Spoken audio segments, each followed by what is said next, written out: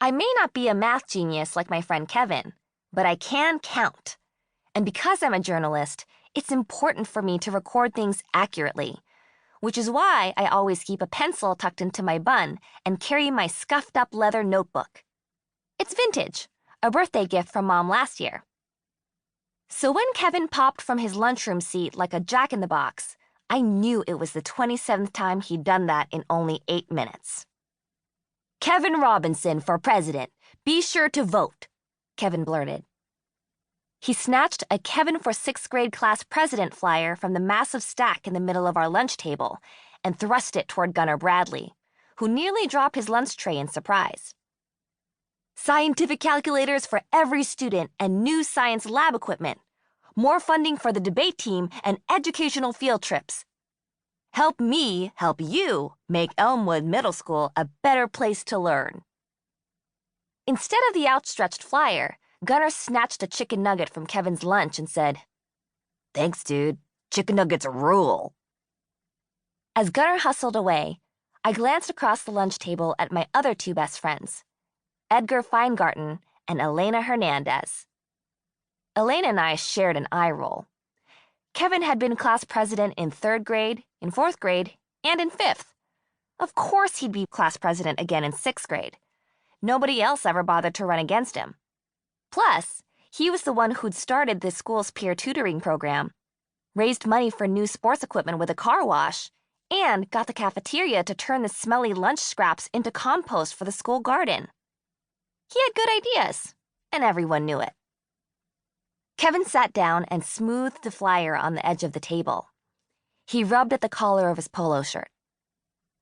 "Do you think I need a tie? To look more presidential?" Edgar grunted, his round face buried in some new play script. As he read, he unconsciously played with his hair, twisting and untwisting one of his loopy red curls. Elena took a swig of chocolate milk. "What you need, Kev, is a classier look, like mine." Elena ran her hands down her wrinkled t-shirt, which had a picture of Albert Einstein on the front. Einstein's hair shot out in all directions, in contrast to Elena's, which her abuela braided nice and tight and neat every morning before school. Kevin shook his head. "I'm serious, Elena. Class president is an important position.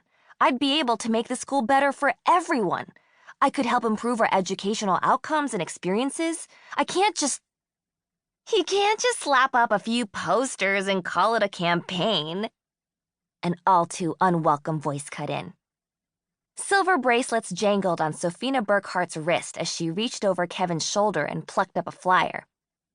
Glittery polish flashed on her perfectly manicured nails as she brushed back a strand of her shoulder-length straight blonde hair. Sophina's trailing pack of minions, Keisha Killman, Bella Ronelli Campelli, and Mandy Sykes, all peered over her shoulder.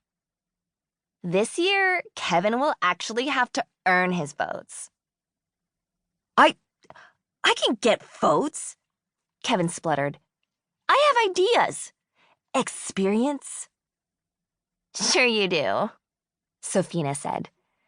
She studied Kevin's flyer before casually tossing it back onto the table. Her green eyes sparkled. "But why would anyone vote for you when they can vote for me?" Kevin's dark eyes widened. What? You?"